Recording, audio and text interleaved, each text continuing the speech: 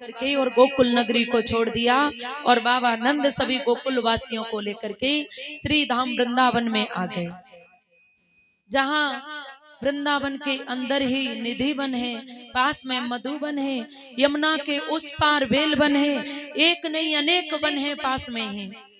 कहा वहीं पर भ्रमण करेंगे, वहीं अपनी गायों को चुंगाया करेंगे और यमुना में जल पिलाया करेंगे और आनंद से वहीं भजन करके रहा करेंगे।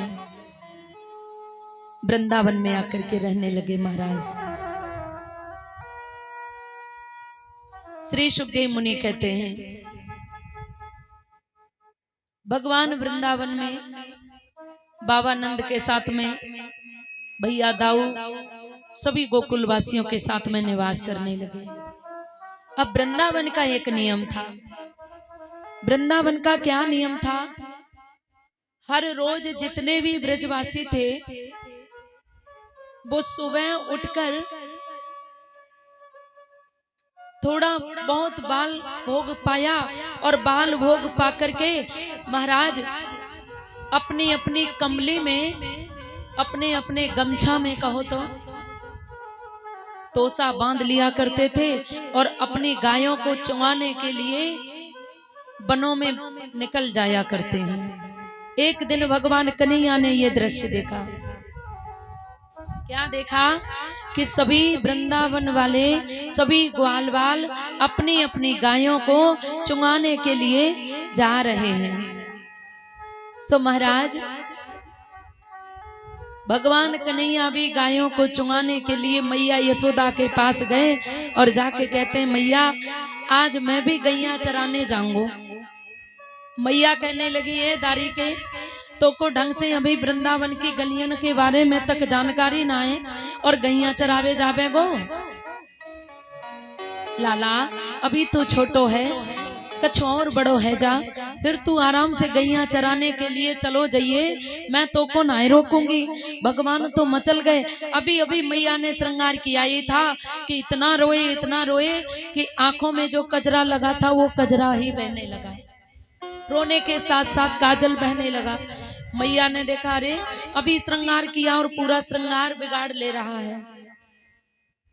जिद कर बैठे, नहीं मैया मैं तो गैया चरावे जाऊंगा।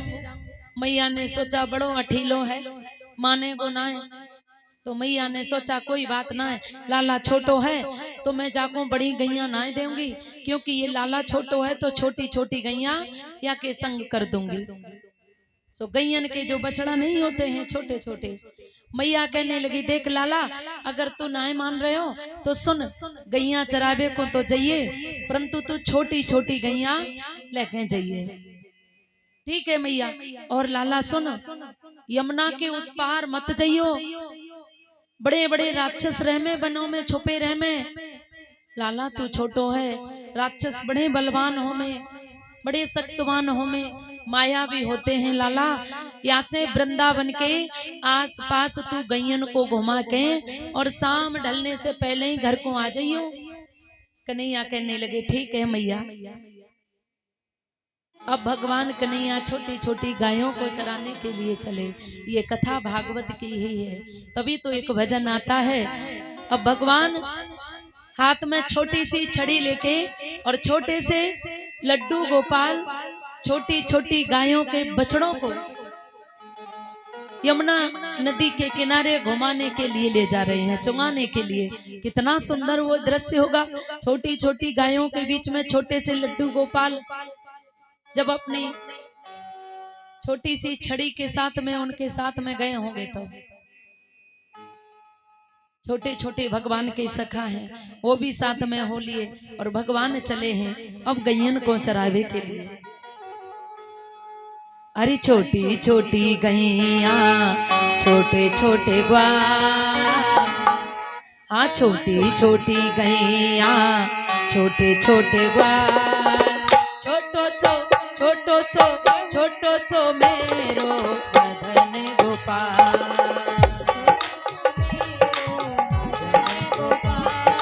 छोटी छोटी गैया छोटे छोटे ग्वाल, छोटी छोटी गैया छोटे छोटे ग्वाल, छोटो सो छोटो सो मेरो मदन ए हो। गोपाल, छोटो सो मेरो मदन गोपाल।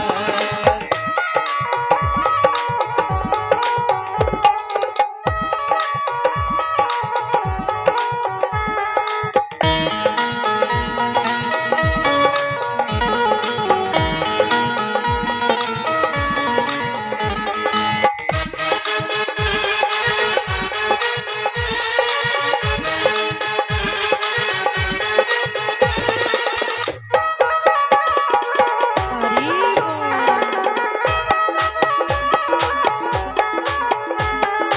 आगे आगे गैया पीछे पीछे ग्वाल, आगे आगे गैया पीछे पीछे ग्वाल, आगे आगे गैया पीछे पीछे ग्वाल, आगे आगे गैया पीछे पीछे ग्वाल। बीच में जावे मेरो मदन गोपाल, बीच में जावे मेरो मदन गोपाल। आ छोटी छोटी गैया छोटे छोटे ग्वाल, छोटी छोटी गैया छोटे छोटे ग्वाल। उनहु से छोटो मेरो लड्डू गोपाल, उनहु से छोटो मेरो मदन गोपाल। तालियां बजा के गाइए, भगवान गैया चराने जा रहे हैं, कितनी खुशी की बात है।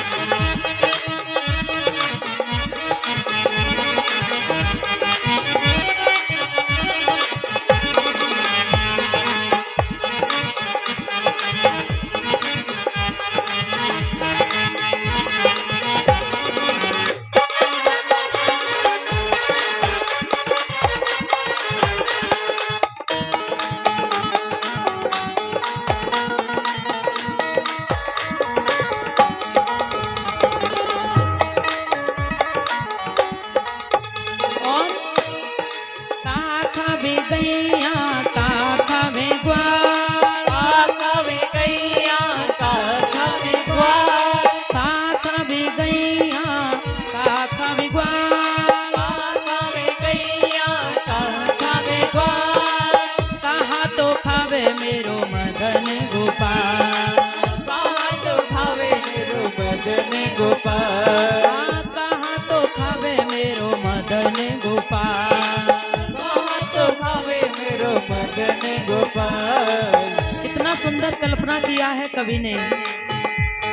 एक हाथ से खावे गैया दूध पीवे ग्वाल, हाथ खावे गैया दूध पीवे ग्वाल, घास खावे गैया दूध पीवे ग्वाल, हाथ खावे गैया दूध पीवे ग्वाल। माखन खावे मेरो मदन गोपाल, माखन खावे मेरो मदन गोपाल, यदि माखन खावे मेरो लड्डू गोपाल।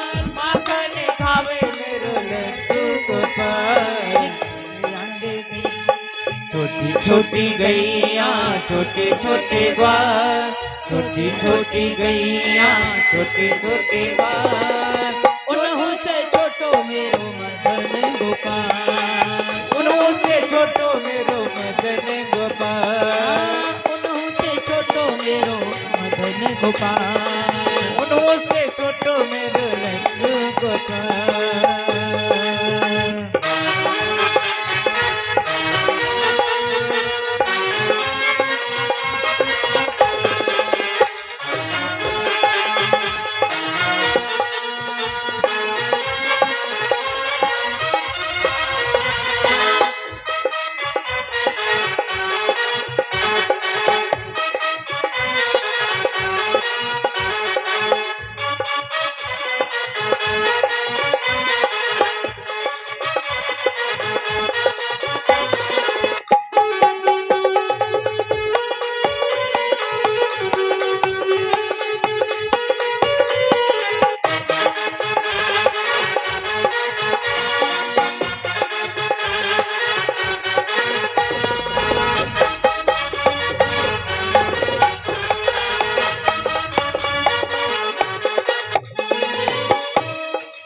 प्रकार से भगवान ने गैया चराने का कार्य किया।